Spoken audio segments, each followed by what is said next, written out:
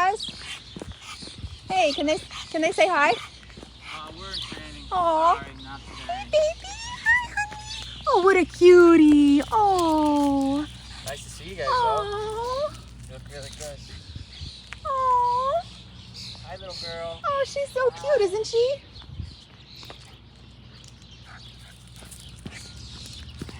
Hi, baby.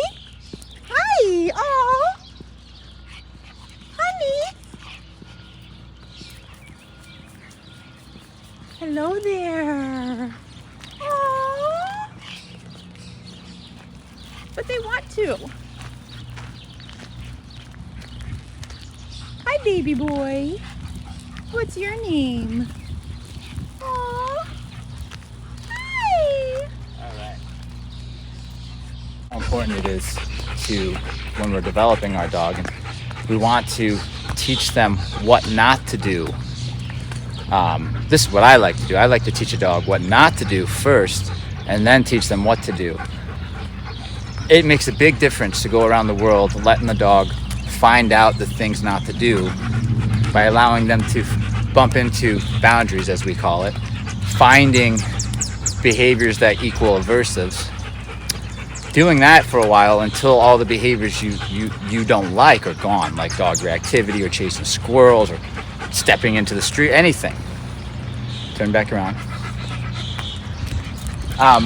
Because this allows them the freedom to explore and to go learn on their own, to go have experiences so they can learn the thing that they want to do, that this certain thing equals an aversive outcome. So they continue to do it until they decide, oh, that behavior equals an aversive outcome. I no longer want to do it. That can go for reactivity. That can go for barking. It can go for chasing prey, cats, squirrels. It can go for running up on strangers. It can go for all sorts of things, but I'm allowing the dog to make all these bad choices over and over again. We go on these outings, we let them bump into boundaries. It's a training session, but the dog feels like they're free and they can make all these choices. We'll do our own setups too. You know, we brought a dog and all that.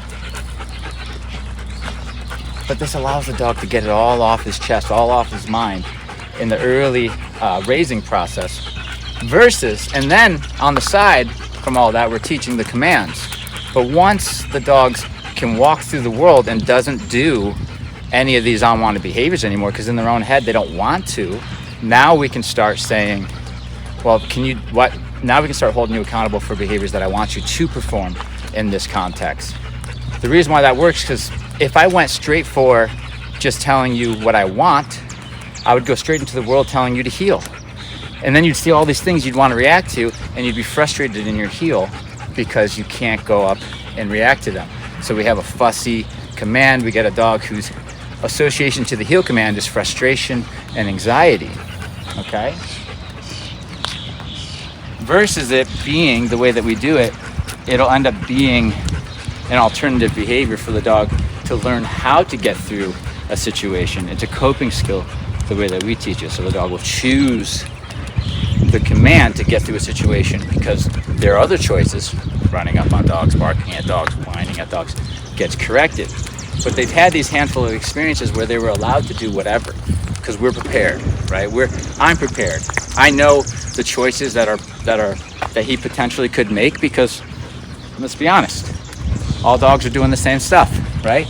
It's not like he's going to start doing cartwheels down the road, throwing knives out of his, throwing knives and all these different moves. He's going to do what dogs do, right? So I'm kind of prepared for it. These sessions are important because it gets the dog to not want to do the behaviors that we want him to stop doing, okay? And I'm not fussing with him on these outings to pay attention to me and to do what I want him to do. My whole goal is to let you find out the things I don't want you to do until they're no longer a problem. And then I'll focus more on the things that I want you to do, okay?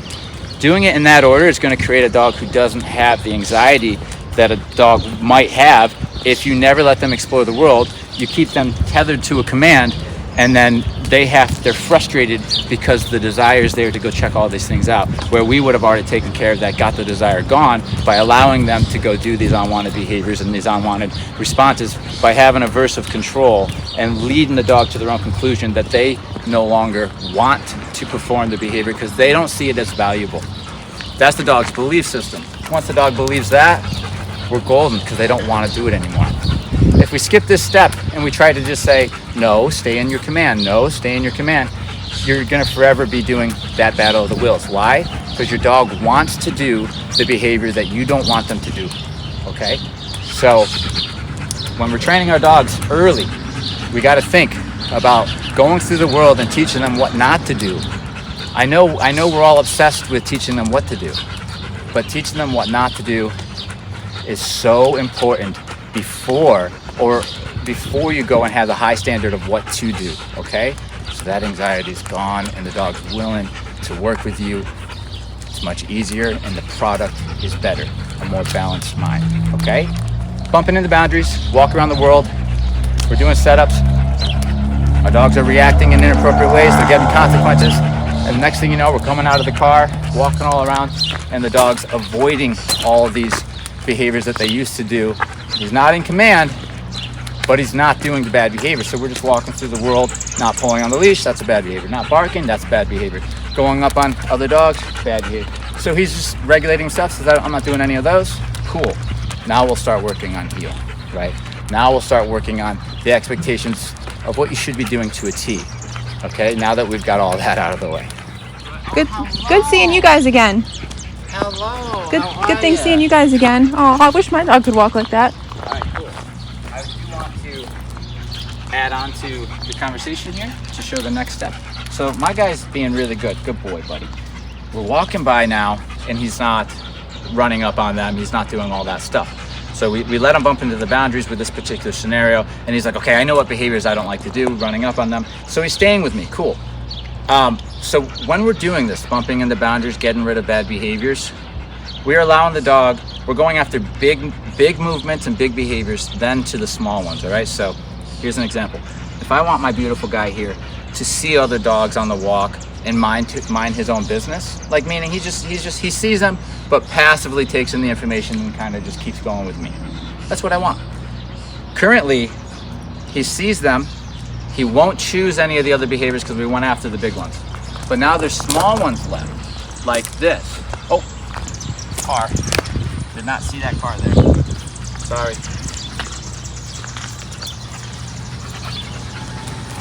I'm sorry. So we went after the big ones, cool. But now there's little behaviors, like if I'm walking by, as we get out of sight and the person passes me, he might give a couple of these, right? Looks around, like more of these. What I want to clear up is when I initially start to work with him and he's reacted to dogs and he's running up on people and dogs, I didn't try to keep him here and then every time he looked at them, correct him, right? Because the dog still has anxiety because they want to go up. So we go through the big things first, meaning I allow him to go up until he decides he doesn't want to anymore. But he's still kind of curious. He's still kind of wondering what's going on. He's a young guy. So there might be it's going to look less extreme because we did this, but there might be some like, I see them, I don't know what to do in this situation. Now I'm starting to go after those small things. So if I walk by somebody and I start to see his energy pick up, I'm going to correct that. If I start to see him really glancing, I'm going to correct that. But that's my second step.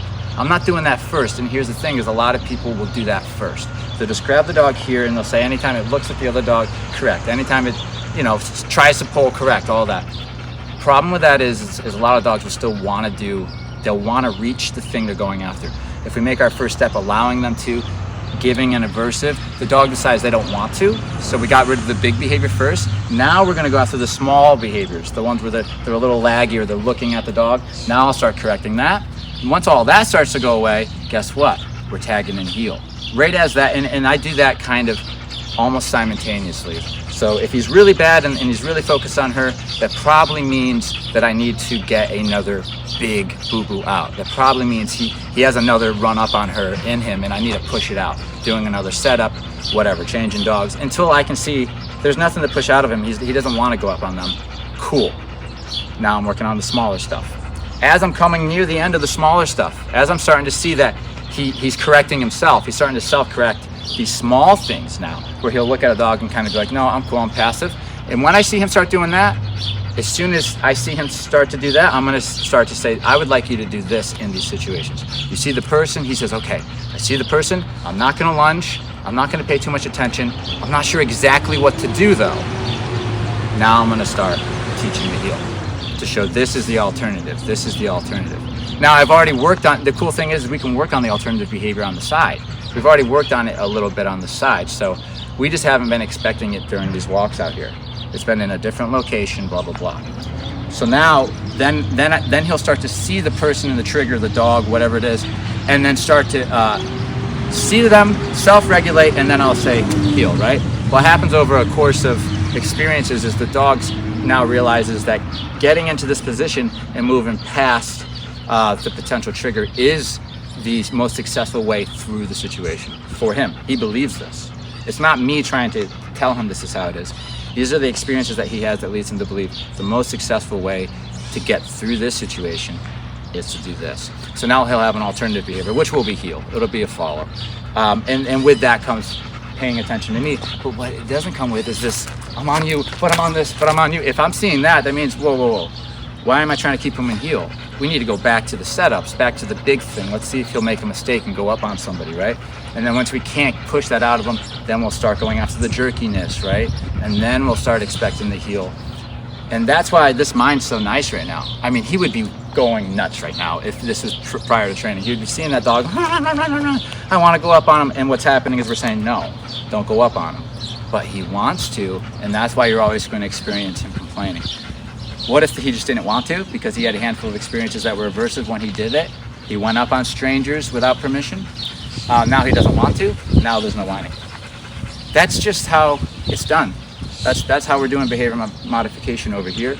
And breaking it down like that creates a dog with a stable mind, because we're going after the big things first, then to the small things, as far as what we don't want, and then to the alternative behavior.